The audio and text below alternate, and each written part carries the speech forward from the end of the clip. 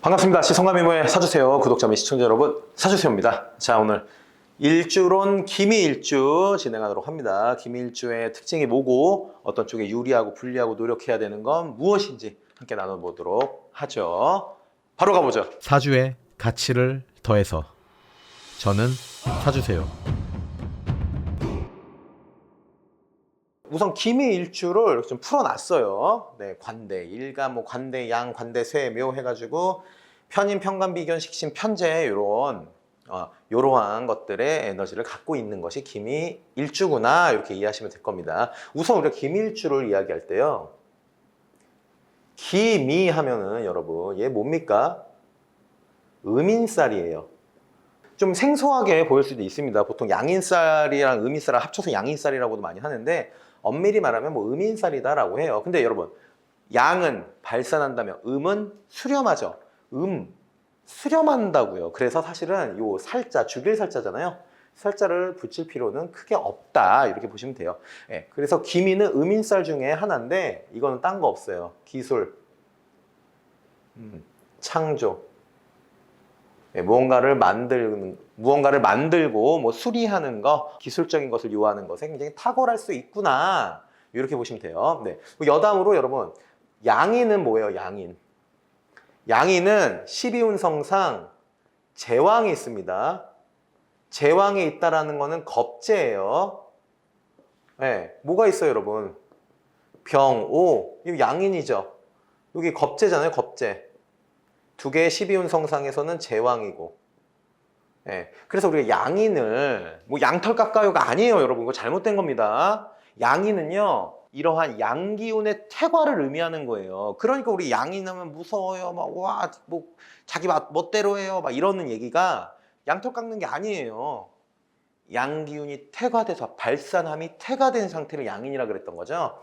근데 음인이죠, 음인. 네, 음인을 수렴하고 받아들이는 거잖아요. 그래서 다양한 것들을 보고 느끼고 그것을 기술적으로 표현하고 새로운 것을 만들 수 있는 이러한 기운이 음인살의 기미일주에 해당이 된다. 이 말씀을 드릴 수 있고, 또 하나는 뭐예요, 여러분? 이건 간여지동 아닙니까? 간여지동. 간여지동은 뭐죠, 여러분? 간이랑 지랑 똑같다 이 말이잖아요. 예. 얘랑 같은 토, 무슨 토예요? 음토로서 똑같죠? 간여지동은 뭐 있어요, 여러분? 아우, 고집세요. 고집 있구나. 그리고 주장이 뚜렷해요. 이런 얘기들을 하죠. 예, 그래서 독립성도 강합니다. 예, 이런 얘기를 합니다. 근데 토의 특성이기도 하고 또 음토잖아요, 둘 다. 그래서 고집과 주장, 독립성 이런 것들이 막 드러난다라기보다는 은연중에 계속 그러한 것들을 보여지는 정도, 이렇게 보시면 됩니다. 우리가 음양의 관점은 일주론이 됐던 사주 풀이가 됐던 꼭 들어가야 되는 거죠. 예, 좋습니다. 그래서 기미일주는 대체적으로 요 정도는 우리가 베이스로 알고 시작을 하는 게 좋겠다라고 생각들어서 말씀드렸어요. 자, 그러면 정화는 관대의 편인이에요, 여러분. 자, 우리가 12운성을 논할 때 묘절, 태양, 생, 욕, 대, 욕이잖아요, 욕이.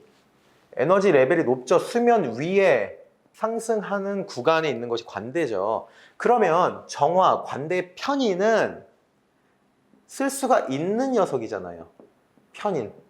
편인은 뭐예요, 여러분? 편인은 아주 짤막하게 예를 들면요. 자, A는 B예요, 여러분. 아시겠죠? 라면, 네, 알겠어요. A는 B구나. 열심히 공부해야지. 이게 정인이에요, 정인.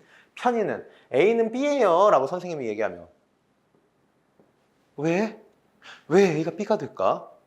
뭐지? 좀 더 연구해보자. 이게 편인이에요. 훨씬 더 몰두하는 에너지가 강한 게 편인입니다. 그래서 우리가 편인 이러면 어떤 학문이래요? 철학적인 거, 인문학적인 거, 뭐 명리학도 편인에 해당되죠. 네. 그래서 정의는 구체화되어 있고 실체화되어 있는 어떤 국영수와 같은 메이저 과목이다라고 한다면, 편인은 조금 더 우리가 몰두해야 되는 것들, 네, 이런 것들이 편인이에요. 자, 기술하고 창조하고 독립성 있고 편인을 써요. 뭔가 느낌이 벌써 엔지니어 막 이렇게 새로운 걸 만들어야 되고 막 고민 막 하면서 해야 되는 그런 게 막 떠오르죠. 그리고 을목으로 와보면 을목은 편관인데 양이에요, 여러분. 양은 어딨어요? 묘절, 태, 양. 아직 수면 위로 올라오지 않은 상태예요. 양의 특징이다라고 한다면은 소규모, 온유함, 이러한 특징들이 있어요. 이건 12운성 양에 대한 특징이죠. 그러면 이거와 더하기 편관이잖아요, 여러분. 편관의 양이니까. 편관적인 기질은 우리가 소위 말해 깡패 같아요 막 이렇잖아요. 편관은 뭐예요? 내가 곧 법이요. 내 맘대로 할래. 근데 그게 양이기 때문에 막 드러나지 않는다라는 거예요. 근데 알아요. 주변에 가까이 있는 사람들은 쟤 지금 조금 예민한 상태겠구나. 혹은 쟤 지금 저게 잘 안 풀려서 좀 화가 나 있어. 이런 거 주변 사람들은 알 정도. 예. 막 드러내지 않는다라는 거예요. 이 양이니까요, 여러분. 그리고 뭐 비경 관대는 뭐 요 간요지동으로 대체해서 설명을 할 수가 있죠. 같은 얘기죠. 네. 자, 그러면 우리가 여기까지는 오케이. 인종으로 갖고 온 요 신금과 계수는 어때요? 신금을 먼저 보면 쇠죠, 쇠. 쇠는 여기입니다. 하락곡선에 있는 쇠, 12운성에서. 쇠라고 하는 것은 여러분 음일간이죠. 음간은 사용하기가 어려워요. 쇠까지는. 양간은 쇠까지 쓸 수 있다라고 해도. 그렇기 때문에 식신에 대한 기운. 당연히 노력해야 돼요. 자, 여러분, 우리가 식신, 상관 이런 얘기를 하죠. 얘들은요, 뭐가 필요해요? 대상이 꼭 필요합니다. 필요해요. 이 대상이 필요한 게 뭐냐면 여러분, 식신, 상관은 뭐요? 표현하는 거, 언행, 활동하는 거 이런 거죠. 근데 대상이 없이 혼자 그렇게 하면 뭐라 그래요, 주변에서? 미친놈인가? 이러잖아요. 예. 저도 결혼 초창기 때 제 아내가 많이 놀랬어요.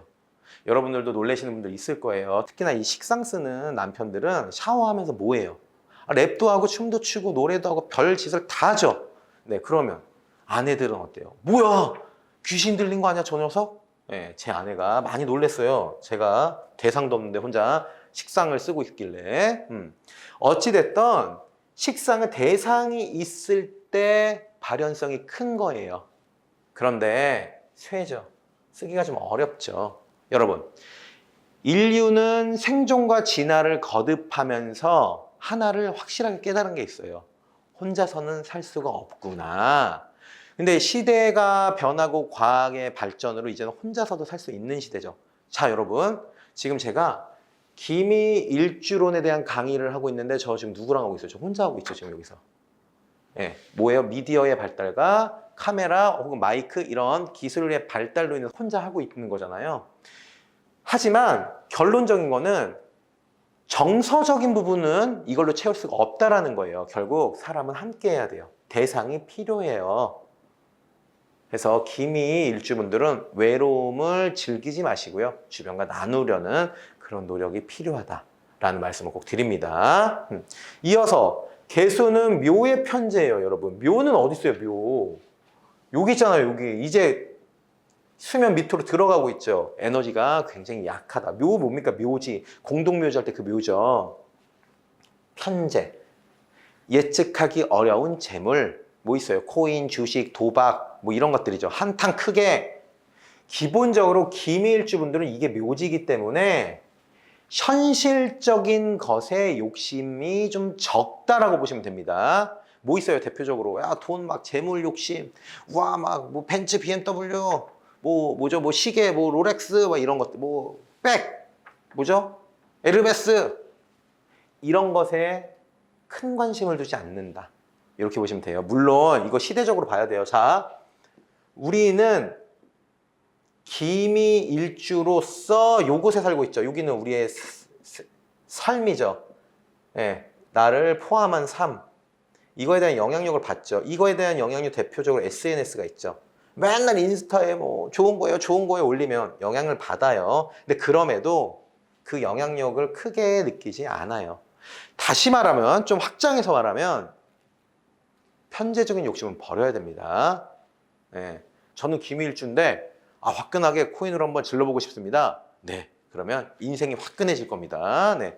시작 자체가 굉장히 어려워질 거예요. 확 질러고 나면. 그만큼 편제적인 것은 추구하지 말아야 된다라는 말씀 드려요. 예. 그래서 김일주는 이렇게 한번 풀이를 해봤을 때 결과론적으로 말씀드리면 점진적으로 내가 하는 것에 있어서 천천히 꾸준히 꿋꿋하게 나아가시면 큰 성과를 이룰 수가 있다라는 것. 왜? 기술 창조 이런 거잖아요. 가능하면 이런 쪽으로 내 직업을 선택하면 좋겠죠. 그리고 다소 나의 외로움을 숨기지 말고요. 주변에게 오픈하고 대화하고 같이 즐거운 액티비티하러 여행도 가고 이런 외적인 활동에도 집중을 해야 된다라는 말씀도 드려요. 결국 사람은 혼자 살 수 없기 때문이죠. 좋습니다. 해서 오늘 기미일주 일주론 이렇게 해서 마무리 짓도록 하죠. 끝으로 여러분 일주론은 일주론일 뿐입니다. 일주론으로 김일주는 그래요. 이렇게 한정적인 틀 안에 딱 가둬놓지 마세요. 예를 들어서 여기 축토 있으면요. 충미충이죠. 이러면 지지 베이스 자체가 사주 원국에 이렇게 있을 경우에는 손상이 되잖아요. 그럼 김일주의 특징이 나오겠습니까? 그렇듯 사주는 원국 전체를 봐야 된다는 말씀 늘 드리고 있습니다. 좋습니다. 이렇게 해서 오늘 김일주 일주로 마무리하도록 하죠. 사주는 여러분들의 삶을 유리하게 해주는 도구입니다. 그 도구의 준비는 제가 할게요. 여러분들께서는 구독해주세요. 자, 김일주 여러분들 모두 화이팅! 저는 사주세요.